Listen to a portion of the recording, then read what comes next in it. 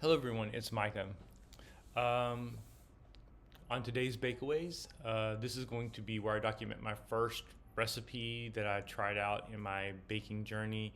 Not the first time I've baked ever, but the first thing I've baked as part of this kind of new commitment that I've made over the past month or so to actually really dig into my baking hobby. And that first recipe was, and I'm going to apologize in advance for doing this to you live on the screen because I don't even know how this is going to show up. But this is a recipe from Sally's Baking 101. As I mentioned in my intro video, this is one of the foundational books that I'm just baking my way through right now, just to get acquainted with different recipes and different ways of doing things. And the first thing I made was the vanilla bean shortbread bars. Okay, I don't know if you saw that. This was not an official bake because I did it. I believe it was. I think I actually may have done it on Christmas morning because my partner wanted to take something sweet to a gathering he was going to, and I said, "Well, hey, let me try to whip up something with what we have." And what we have at the house is not that much, and a shortbread bar was really the only recipe in the book that had where we had all the ingredients already there. So I wasn't super fussy with this recipe. I really didn't intend to do a video on this, but I remembered that I actually did this recipe as the very first one. So it's kind of a bridge to where I was as a baker to where I'm trying to get to as a baker. So I feel like maybe it would work even better as an intro video. This was done in my home kitchen, not the kitchen here where I'm filming, where I've had the luxury of tricking it out somewhat with new equipment, good really good high quality stuff that I've bought specifically for this hobby. At the house we have flimsy baking pans. Some of them are a little rusty. Some of them are a little corroded on the inside. It's sort of like being on the bottom level of the next level kitchen at the house. Now we have. I mean, I'm not. Yeah, maybe I shouldn't like say that our kitchen at home is trash, but we just haven't invested in any sort of high quality baking equipment. I'll just put it that way. So, and I also used the ingredients we had on hand. Some of them probably had been in the cabinets for a few months. So whereas here I'm buying fresh ingredients and I'm like trying to cycle through them in a way that I use them while they're all still very, very fresh. It ended up being a little bit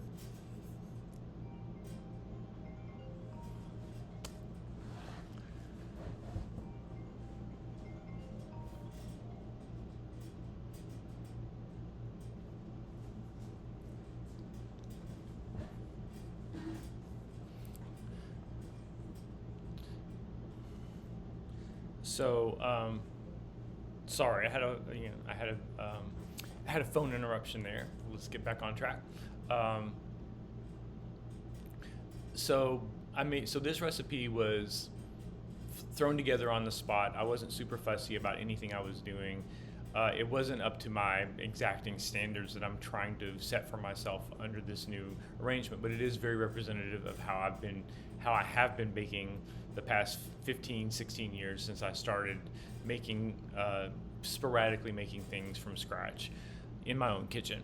And so this recipe has butter, sugar, flour, cornstarch, vanilla extract.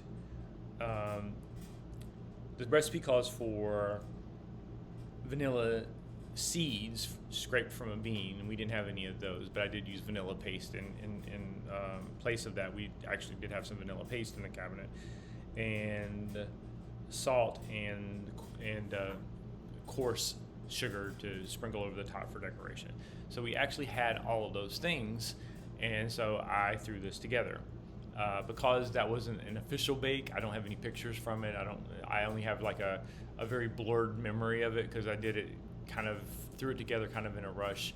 So my overall impression of it was that it turned out fine, okay, but it really was kind of where I was.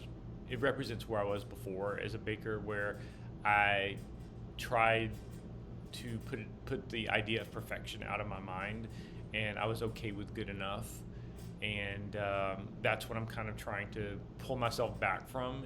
I want to be a little more exacting. I want to go in and do things the right way. The bars came out perfectly fine, and I got generally good feedback. One thing about the feedback, though, unless you're going to somebody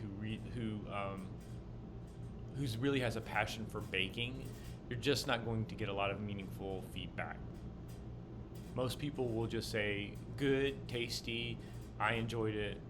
You're just not going to get that sort of feedback on the specifics of how things turned out in most cases. So I'm having to make sure I kind of taste things on my own, like have a sample of whatever it is I've baked and make my own personal notes on it, and try to be as objective as possible, and not, while not being too hard on myself. So let me look back over the steps of the recipe to see if there's anything I remember. Preheat the oven, line a baking pan with parchment paper, and in a mixer, beat the butter and sugar. So creaming the butter and sugar together, which I'm familiar with from making cakes, and then add basically everything else into the mixer, and then pressing the dough into the pan, and then baking. So yeah, pretty simple. You basically cream the butter and sugar, throw all the other ingredients in there, and then you just press the dough into a pan and bake it. And I remember that there's some, this is a book at the end of the day, so there's a narrative around it. And I remember her narrative around making shortbread bars as opposed to cookies is that you don't have to worry about them spreading or not spreading. They're just basically going to be there in the pan as bars. They're going to bake evenly. You don't have to fuss with them. So it gives you all the same texture of a cookie without the fuss of having to make sure that the individual cookies are perfect. And that works for me as well. I think that because I know my ingredients weren't the freshest, and because I wasn't super exacting about anything, I don't think that they were exceptional, but to me they were really tasty, and it was encouraging to do a recipe, an unfamiliar recipe, and to start getting the feel for how it works to make a cookie. Strangely enough, I don't think I ever had made a cookie or a bar from scratch before. So, and I know that the etymology of a cookie is that it really just means like a small cake, like in the literal sense. If you take the derivation of the word, cookie is really just a small cake. So the steps are going to be pretty similar. The difference is, and this is me reciting what I've gathered from my reading so far, is that cookies are basically cakes where you don't care if they rise. So there's no real effort to whip air into them per se. Now in this instance, there was the butter and sugar were creamed together, and that does create kind of a crumb.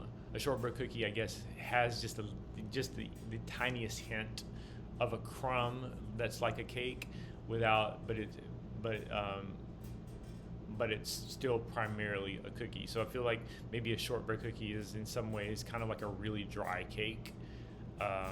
And I also learned within the past couple of weeks that the reason they're called shortbread is because short indicates the length of the protein strands that are created, how the gluten is developed. And so shortbread cookies have really short gluten strands, so it's very crumbly. There's not a lot of structural integrity. Once you bite into the cookie, it crumbles, which is great for shortbread. That's what you want. That's the texture that you kind of go for with a shortbread cookie. You wouldn't want a chocolate chip cookie to crumble like that. Although there are crispy chocolate chip cookies that do, especially like store-bought, where that really does seem to be the point. But even with those, there's a certain amount of chewiness that you kind of want. You really wouldn't want a fully crumbly texture on those. But it's shortbread because everything, like the protein is not developed. It's very short, and so it just crumbles. which makes me wonder why they don't call other things long bread.